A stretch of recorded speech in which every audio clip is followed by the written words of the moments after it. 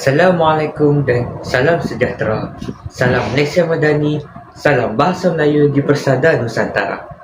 Nama saya Muhammad Afiq Afsal bin Rizal, pelajar bagi kursus Kesusasteraan dan Kebudayaan Melayu BMMB 1104. Hari ini, saya akan membawa anda menyelami sebuah naskah yang sangat istimewa, iaitu sebuah novel Hatimu Aisyah, hasil nukilan tokoh sastera yang sangat tersohor.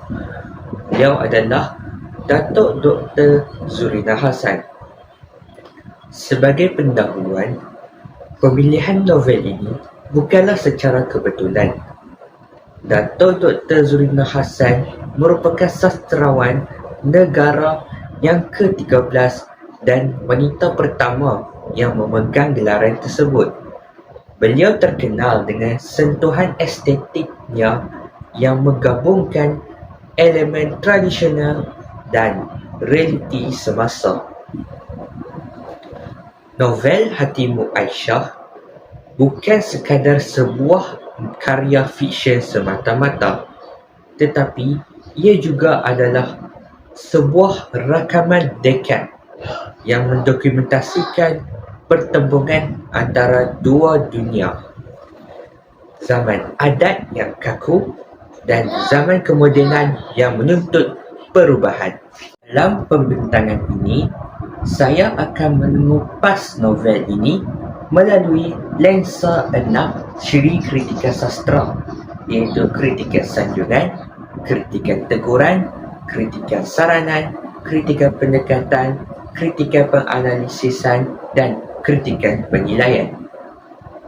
Matlamat utama saya adalah untuk menghubungkan karya ini dengan the big idea kita, iaitu pendidikan kompeten memartabatkan bahasa dan budaya Melayu di Nusantara. Ciri kritikan pertama yang akan saya huraikan adalah kritikan pendekatan. Dalam meneliti novel ini, saya menggunakan dua pendekatan utama. Yang pertama, pendekatan struktural dan keagamaan. Secara struktural, novel ini dibina dengan kronologi yang sangat kukuh. Kita dibawa melihat transformasi masyarakat Melayu bermula dari tahun 1930-an. Mari kita teliti petikan dalam bab 2 novel ini. Namun dia mesti terus membuat kerja di dapur kerana dia seorang perempuan. Sebagai seorang anak, dia mesti membuat setiap kerja yang disuruh oleh ibunya. Pendekatan struktural membolehkan kita untuk melihat bagaimana pengarang menyusun konflik dalaman Aisyah. Aisyah adalah simbol kepada transisi. Di awal cerita, strukturnya memfokuskan kepada ketaatan buta terhadap adat, di mana wanita hanya layak untuk berada di dapur. Namun, apabila plot berkembang, struktur ini beralih kepada konflik luaran apabila anak-anak Aisyah mula untuk menyanggah norma tersebut. Ini adalah susunan plot yang tidak mengelirukan pembaca. Seterusnya, dari pendekatan keagamaan, Zurina Hassan tidak meninggalkan pasak Islam dalam karyanya. Watak Ayub digambarkan sebagai seorang imam yang sibuk dengan urusan-urusan masjid, namun tetap menjaga keharmonian keluarga. Kritikan saya di sini mendapati bahawa pengarang berjaya untuk membuktikan bahawa walaupun zaman berubah dari tradisional ke zaman moden, agama tetap menjadi benteng terakhir. Ini adalah satu mesej dakwah yang halus namun begitu sangat-sangat berkesan. Seterusnya, kita masuk ke fasa kritikan penganalisisan. Di sini, kita menganalisis bagaimana kebenaran masa lalu dicabar. Dalam bab 17, pengarang menggambarkan kemunculan sekolah-sekolah di kampung. Analisis saya terhadap watak Aisyah menunjukkan satu evolusi pemikiran yang kritikal. Pada mulanya, dia menghalang anaknya Jamilah daripada bersekolah kerana takut untuk merosakkan adat. Namun, analisis terhadap peristiwa kemudiannya menunjukkan bahawa Aisyah mula sedar akan kesilapannya. Dia akhirnya membenarkan anak-anak lelakinya ke sekolah Inggeris dan merantau jauh. Ini menunjukkan analisis pengarang terhadap sifat fleksibiliti dalam pemikiran masyarakat Melayu yang mahu kemajuan. Satu lagi elemen penganalisisan yang sangat mendalam ialah analogi burung di akhir cerita. Mari kita hayati petikan ini. Seperti burung itu, Aisyah telah membina kehidupan. Dia telah menjalankan amanah dan tanggungjawabnya dengan baik. Secara analisisnya, pengarang menggunakan simbol burung untuk menggambarkan fitrah seorang manusia. Lahir, membina sarang, membesarkan anak dan akhirnya melepaskan mereka terbang. Analisis ini menuntut pembaca untuk berfikir secara kritis tentang apa sebenarnya kemenangan seorang wanita dalam hidupnya. Adakah ia ketaatan kepada adat atau kejayaan melihat zuriatnya berdiri di atas kaki sendiri? Kini, kita beralih kepada kritikan sanjungan. Sebagai bakal pendidik bahasa, saya sangat-sangat kagum dengan keterampilan berbahasa yang dipamerkan oleh Dato' Dr. Zurina Hassan dalam novel ini. Sanjungan harus diberikan kepada keupayaan beliau menghidupkan suasana melalui diksi klasik. Sebagai contoh dalam bab 1, Aisyah melangkah lemah ke dapur dan turun ke perigi melalui tangga pelantar yang dibuat daripada batang nibung. Huraian saya di sini ialah pengarang bukan sekadar menulis, tetapi beliau sebenarnya sedang melukis. Penggunaan kata seperti nibung, pelantar dan halaman berpasir memutih memberikan gambaran visual yang sangat jelas kepada pembaca moden. Saya menyanjung tinggi usaha penulis untuk menyediakan glosari di akhir novel.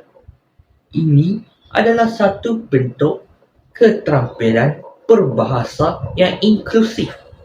Beliau faham bahawa pembaca generasi Z mungkin tidak tahu apa itu nibung.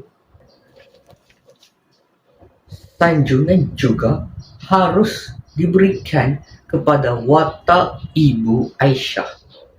Walaupun dia kelihatan garang dan biar mati anak jangan mati adat, namun sanjungan diberikan kepada pengarang kerana berjaya menunjukkan twist bahawa ketegasan itu sebenarnya adalah bentuk kasih sayang untuk melindungi maruah anak perempuan pada zaman tersebut.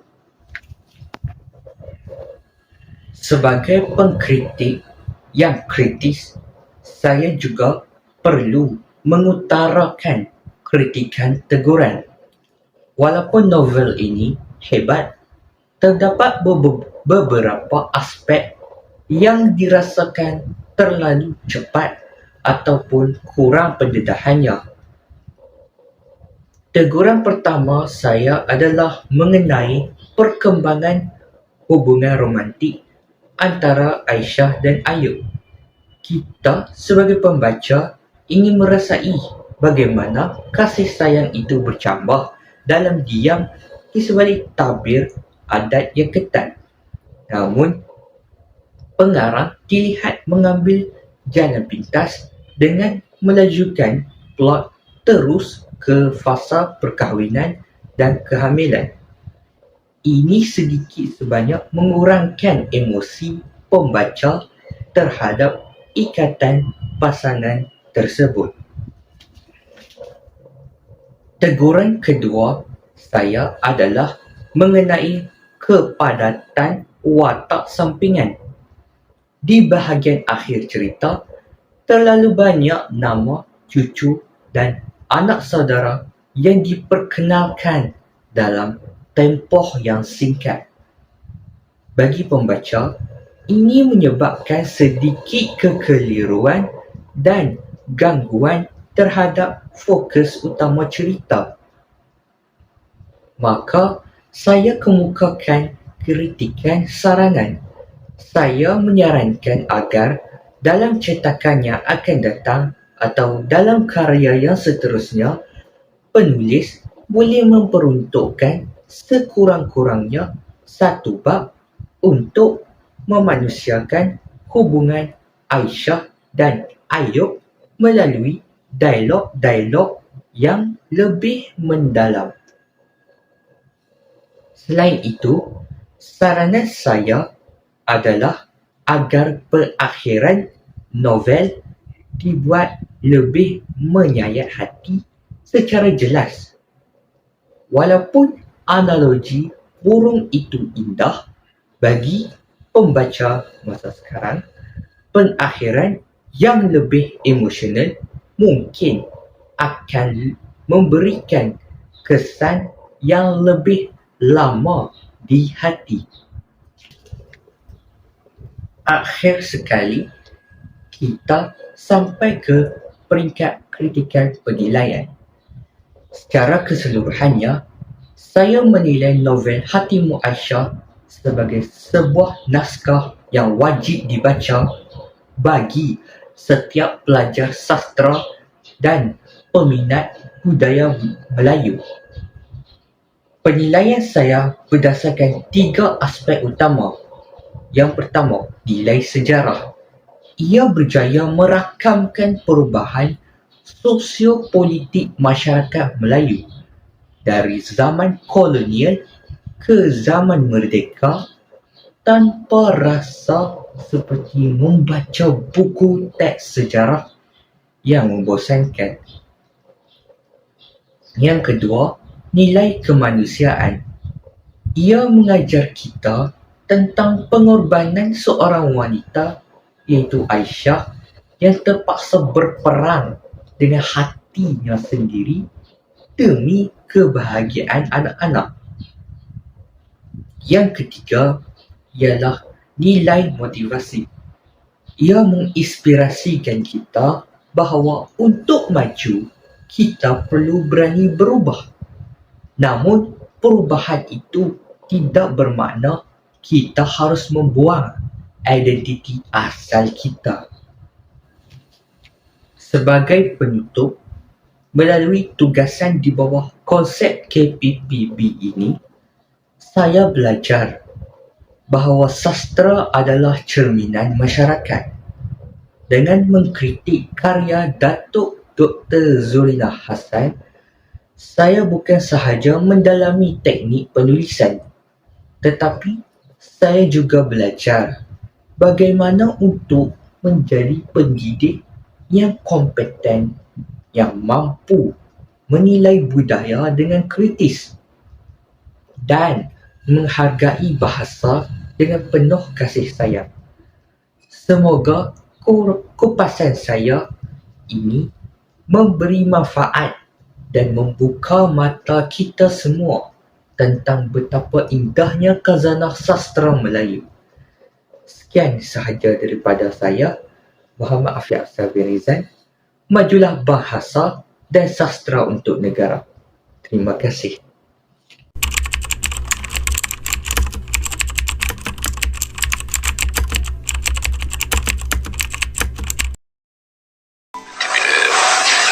Saya nikahkan nanti memang saya menyiapkan dia punya ya saya tengok putih-putih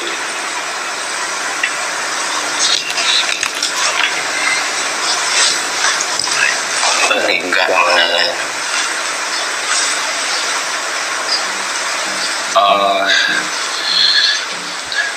maaf Imam, kadang-kadang saya hilang dari malam tadi saya cari tak jumpa. Kalau dah hilang, kenapa repot mulu? Anda tak boleh teruskan pernikahan.